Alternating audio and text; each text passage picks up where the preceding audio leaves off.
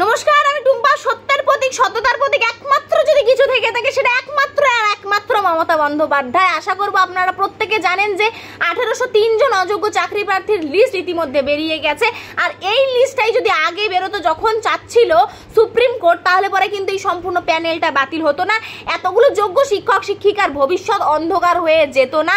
আর কয়েকদিন আগেই একজন শিক্ষক এই সমস্ত মানসিক যন্ত্রণা অশান্তির কারণে পরলোক গমন করেছে, সেও আজকে আর আমাদেরকে ছেড়ে যেত না, তার পরিবারটাও বানের জলে ভেসে চলে যেত না। এই সব কিছুর দায় কার? একমাত্র সত্যের প্রতীক, সততার প্রতীক আমাদের সকলের প্রিয় মুখ্যমন্ত্রীর। তা আমার প্রশ্ন এখন সেই সমস্ত অন্ধভক্তদের কাছে যারা কিনা এই সত্যের প্রতীক, সততার প্রতীক মমতা বন্দ্যোপাধ্যায়ের অন্ধভক্ত আর তৃণমূল কংগ্রেসের অন্ধভক্ত, আমি তাদেরকে প্রশ্ন করব যে আপনারা কোন যুক্তির ভিত্তিতে এখন এই তৃণমূল কংগ্রেস করবেন আর এই মমতা বন্দ্যোপাধ্যায়ের গুণগান করবেন?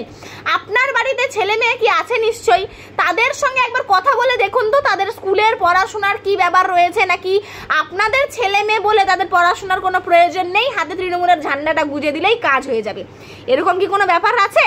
যদি এরকম ব্যাপার থেকে থাকে তাহলে তো কোনো কিছু করার দরকার নেই। আর যদি এমন কোনো বিষয় না থেকে থাকে তাহলে একবার যান, গিয়ে 2 মিনিটের জন্য কথা বলুন। যদি আপনার বাড়িতে কোনো ছেলে মেয়ে না থেকে থাকে, আপনার আত্মীয় স্বজন, খুব কাছের আত্মীয় স্বজন, তাদের বাড়ি নিশ্চয়ই ছেলে মেয়ে আছে, তাদের সঙ্গে গিয়ে 2 মিনিট শুধু কথা বলে তাদেরকে জিজ্ঞাসা করুন, তোরা যে পড়াশোনা করছিস, স্কুলে যাচ্ছিস, তোদের স্কুলে কি যথোপযুক্ত সমস্ত বিষয়ে শিক্ষক শিক্ষিকা আছে, তারা কি বলে শুনুন। তাহলে আপনারা উপলব্ধি করতে পারবেন যে ঠিক কোন জায়গাটায় ক্ষতি হচ্ছে, সমাজের ঠিক কোন জায়গাটা এখনো অন্ধকারের মধ্যেই রয়েছে, যাকে বলে ঘোর অন্ধকার, সেই ঠিক ওই জায়গাটাতেই আছে। একবার খালি গিয়ে তাদের সঙ্গে বসে নিয়ে কথা বলুন। আর যদি মনে হয় যে এইসবের কোনো প্রয়োজন নেই, আমি তৃণমূল করি, আমার ছেলে মেয়েও তাই করবে, তাদের হাতে হালকা করে ঝান্ডাটা গুজে দেবো, তাহলেই সব সমস্যার সমাধান হয়ে যাবে, তাহলে পরে এসবের আর দরকার নেই।